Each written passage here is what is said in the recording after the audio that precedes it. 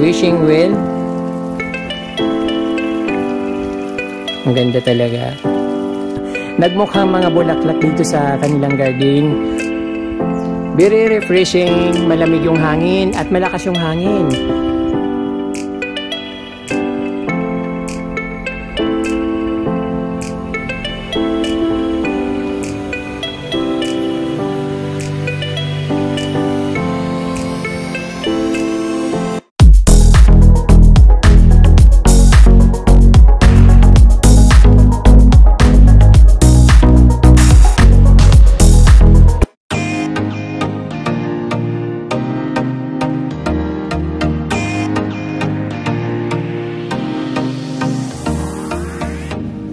Magandang araw sa inyo ulit mga ka-From D at welcome back sa Certified From D channel. Ngayon po ay nasa kilometer 90 Santa Maria, Laguna. So boundary ng Quezon Province at Laguna. Yung way po na ito ay papuntang Infanta Quezon.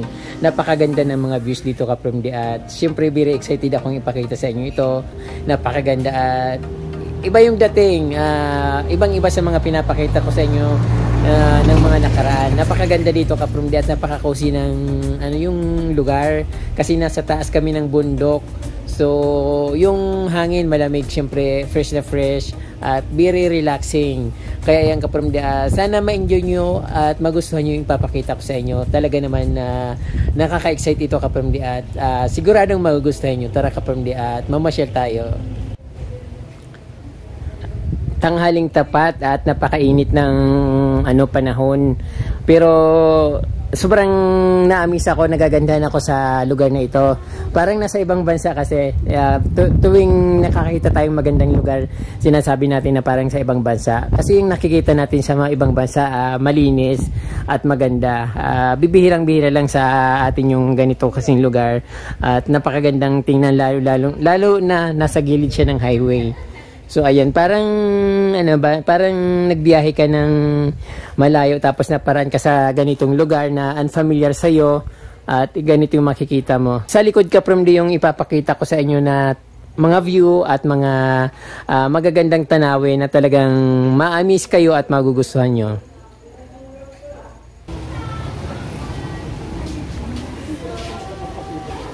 So ayun mga ka-From D, nakikita yung napakagandang views. Mga Hawaiian tea plant na sobrang makulay. Pag malayo ka, hindi mo ma-identify kung ano yung mga halaman na nakikita mo. Nung lumapit na kami at napuntahan na namin lugar, ito pala mga ka-From D, mga tea plants na napakaganda at pulang-pula.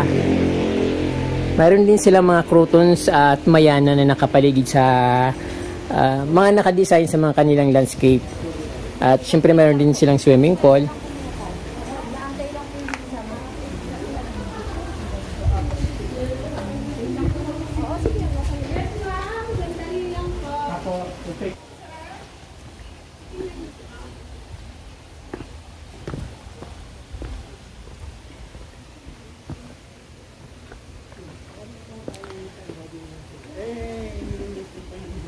Sobrang ganda ng pagka-landscape nila ka-From D, yung setting ng kanilang garden. Ayun, nakaka-amaze. Katulad dun parang sa kabila, parang napakagandang bulaklak. Tingnan yung mga nagagandang mga halaman. Kunan mo na kasi baka mamaya hindi tayo dito matulog. It's nice. Ayan, napakaganda ng pagka-setting nila. Although mostly mga mga Hawaiian tea plant na halaman yung mga dito, mga nakatanim. Mayroon din silang legumes, golden legumes.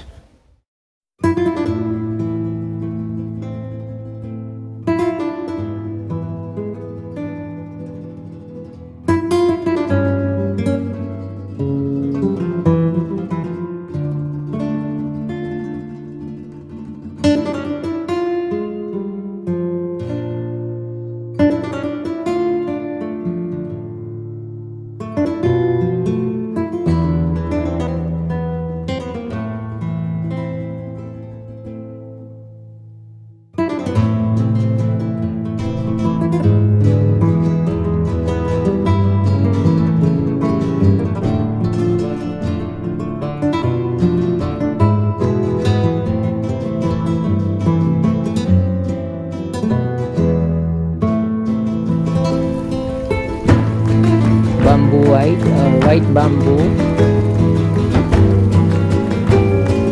wishing well. Ang ganda talaga.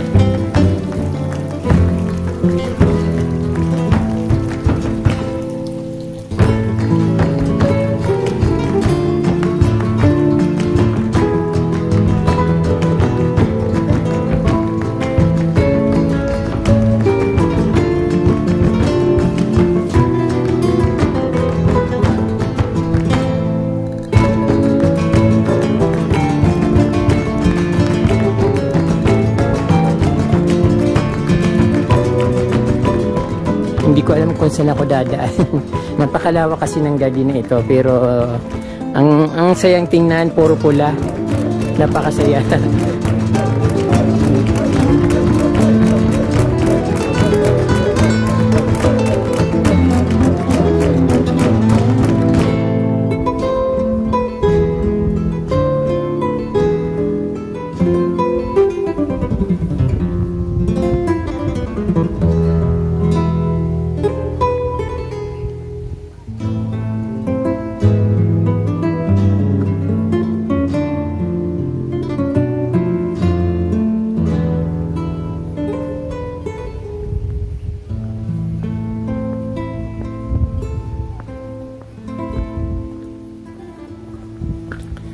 Mga cottages.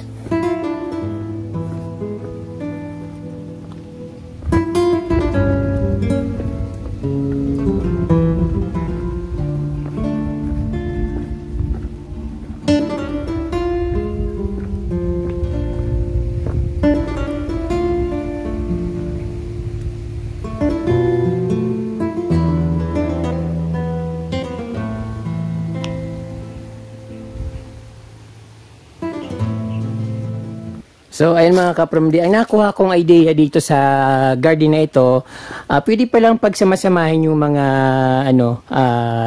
Hawaiian tea plants. Katulad ng nakikita nyo, pinagtabi-tabi nila yung tanim. So, nagmukhang mga bulaklak dito sa kanilang garden.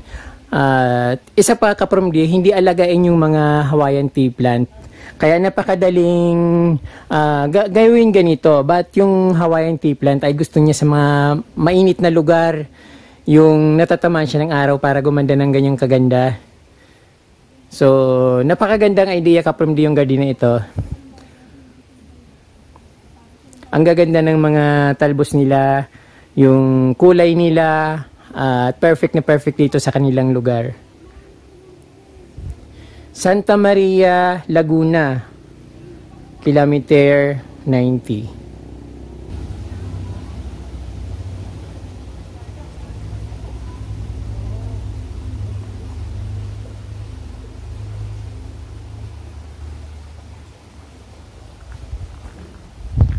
Very awesome na place na nakita ko.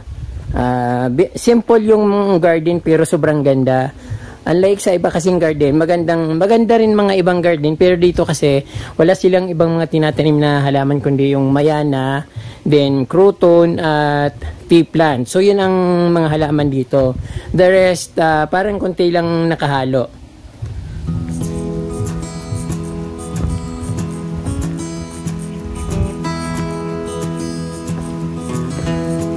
Dito may sila dito, may ilog na maliit na river.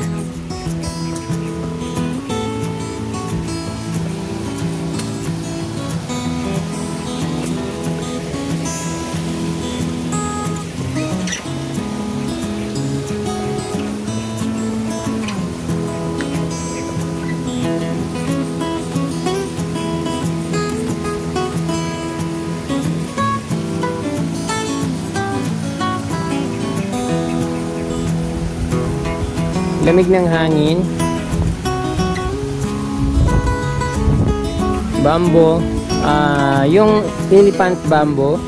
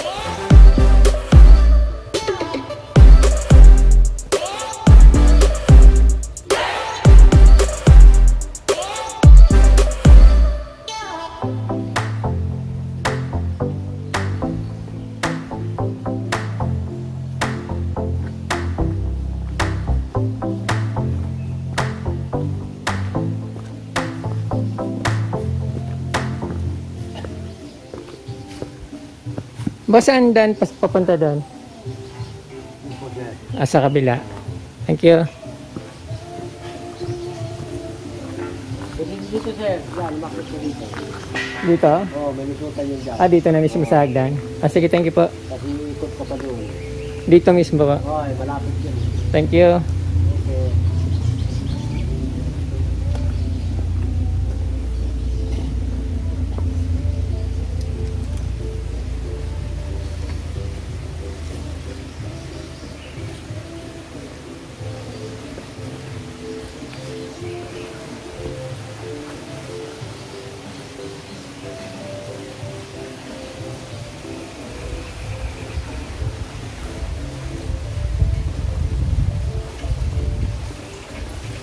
Gandang buhok mo, sira. Parang halaman.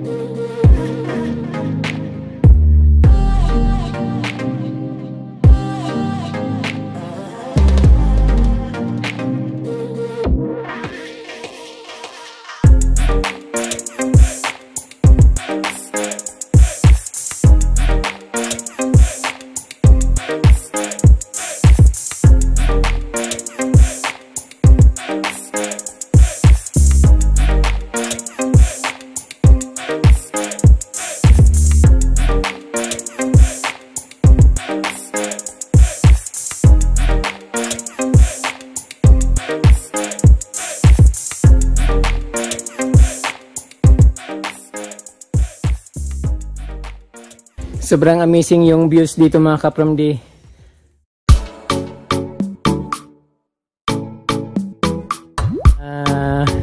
Kakaiba ito sa mga napupuntahan ko, sa mga nagagandahang garden. Iba yung dating dito.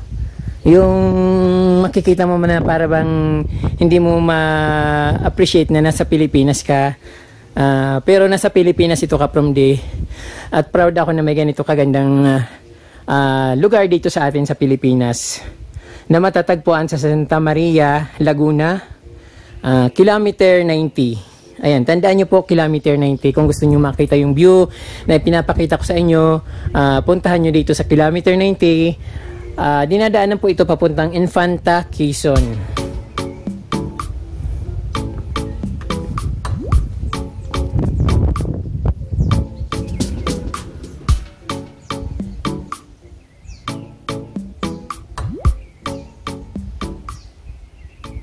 Very refreshing, malamig yung hangin at malakas yung hangin.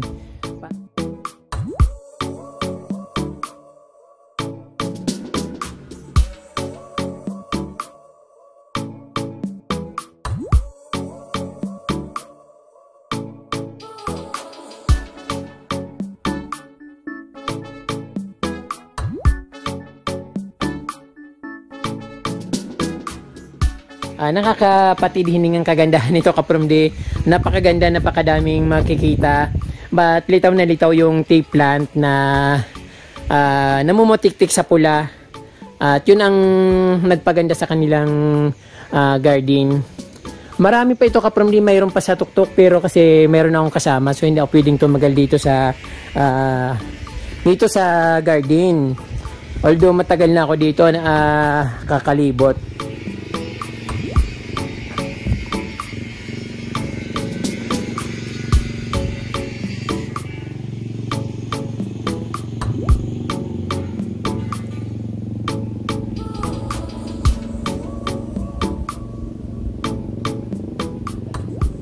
Yung bulaklak na marigold, bagay na bagay dito sa view na ito. Ayan, napakagandang tingnan. Perfect.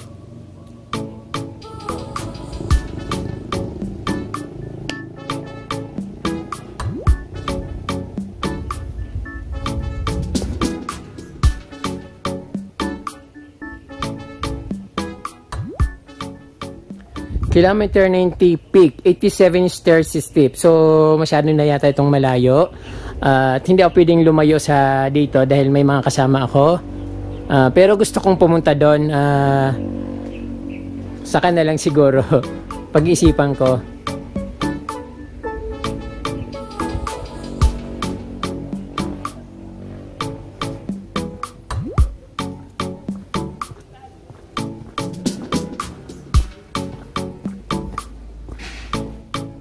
Ayan, mga giant bird nest.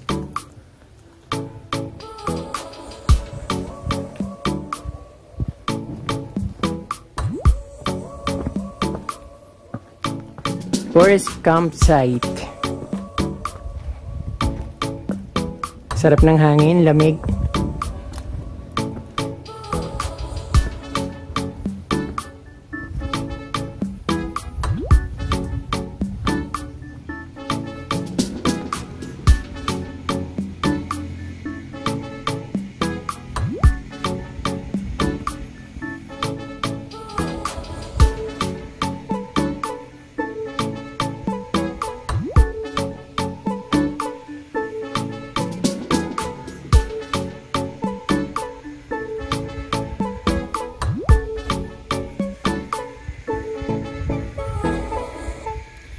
May nakikita akong ibang mga halaman. Hindi ko alam kung anong klaseng halaman yun.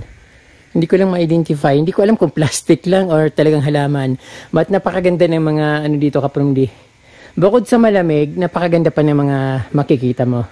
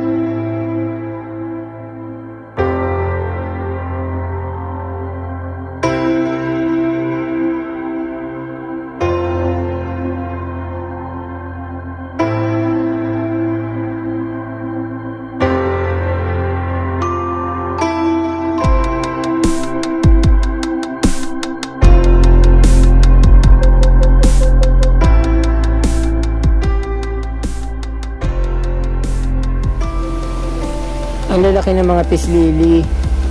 Ayan, ang tataba. Flowering sila at ang gandang tingnan. Lakas maka nature.